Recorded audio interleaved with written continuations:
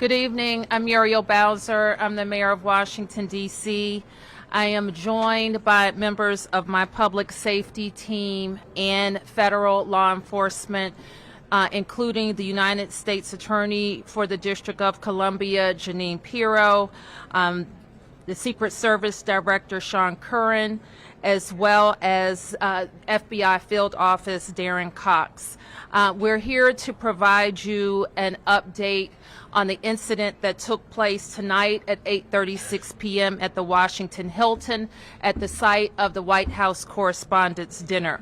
At about that time, a sole gunman rushed a Secret Service checkpoint in a lobby at the hotel. Secret Service agents stopped the suspect. An agent was injured and transported to a local hospital where the agent is receiving care. The suspect is also transported to a local hospital where he is being evaluated. The president returned safely to the White House, as you know.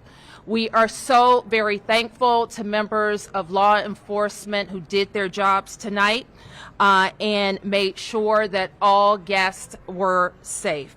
We have no reason to believe at this time that anyone else was involved.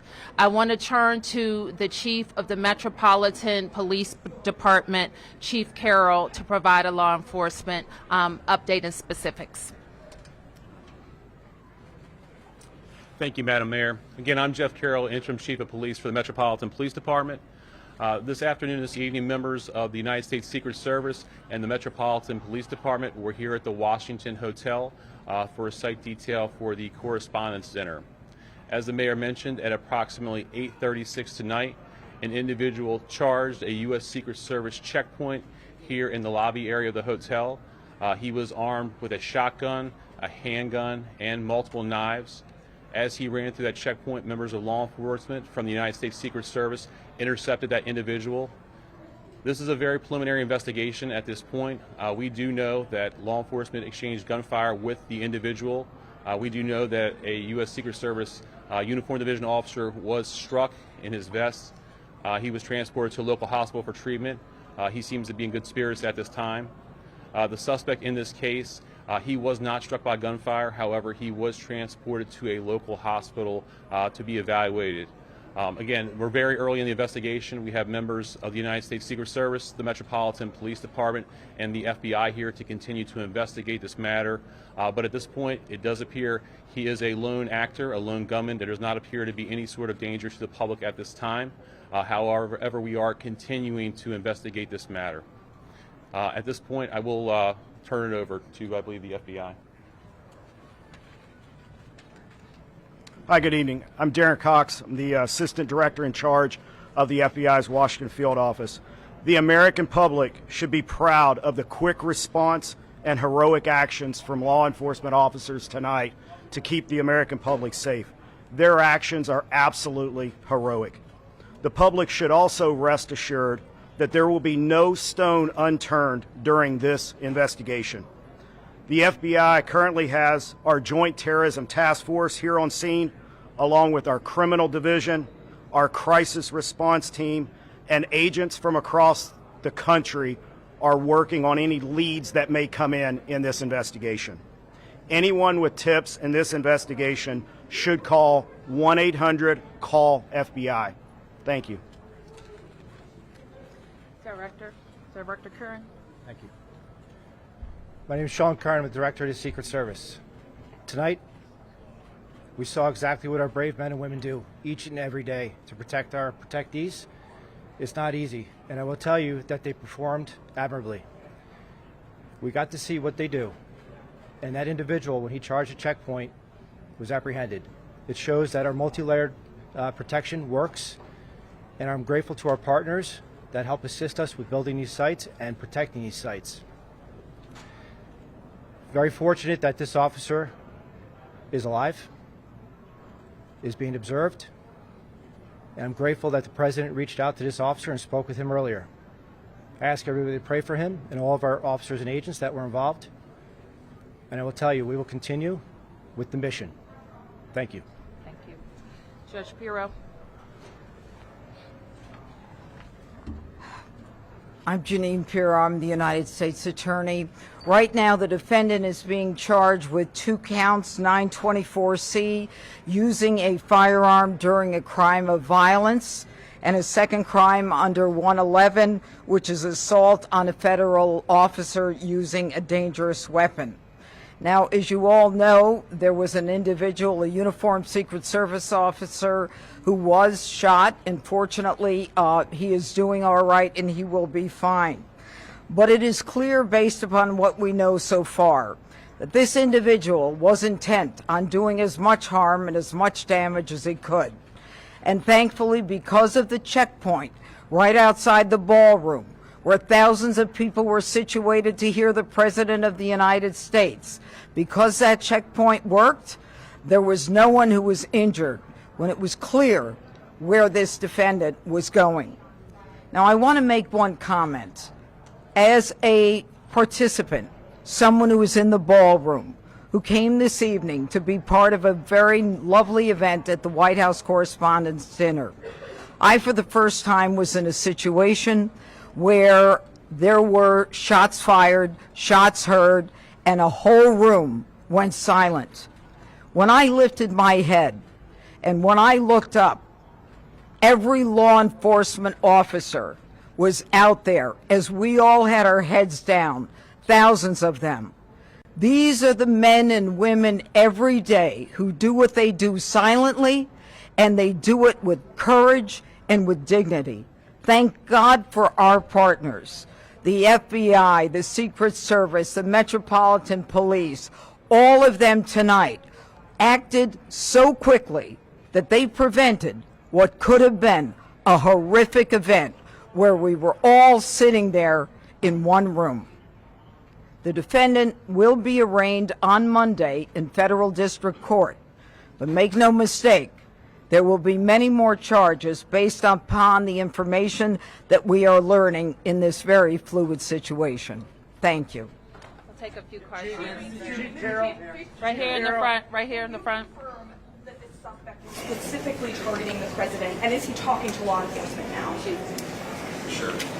So at this point, what we know is we know the individual charged the checkpoint with a firearm in his hand. We know he was running in the direction of the ballroom that the president was in, as well as other cabinet members. So what his specific motivation was, we can't say at this point.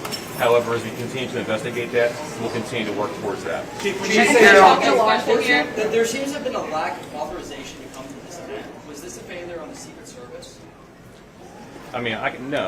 What we have here is a multi-layered approach. The director spoke about it. We have officers on the outside from the Metropolitan Police Department, along with the escort. The inside portion of any presidential site is handled by the Secret Service and law enforcement partners. This is a multi-layered approach. The point of this checkpoint is to intercept individuals that were there, and what we see in this case is when he reached that checkpoint, Secret Service agents and law enforcement engaged him immediately. They were able to bring him into custody and prevent anyone from being harmed. Chief Carroll, Right here. Chief Carroll, can you tell us if you found a vehicle associated with the suspect, and are you or the FBI conducting any search warrants either on a vehicle or locations here or elsewhere around the country? Sure, Mark. So as you can imagine, this is very early in the investigation. So, things we're looking into is his background, vehicles. Those are all things that the FBI, the Metropolitan Police Department, and the Secret Service are working together jointly to determine, is there anything else that's available? So I would imagine as we continue to go through this investigation, there will be additional search warrants and things of that nature as the investigation progresses. Is the suspect known to law enforcement? At this point, he was not known to the Metropolitan Police Department, I can say that. Right here. Chief, there are multiple other parties and events happening associated with this weekend tonight. Is there any reason to believe that there will be security concerns at those events? Are there preparations being made locally to protect those attendees? Yeah, absolutely not. So we have no indication. This is an isolated incident with one individual is the information that we do have. However, we do have additional officers across the city that are giving special attention.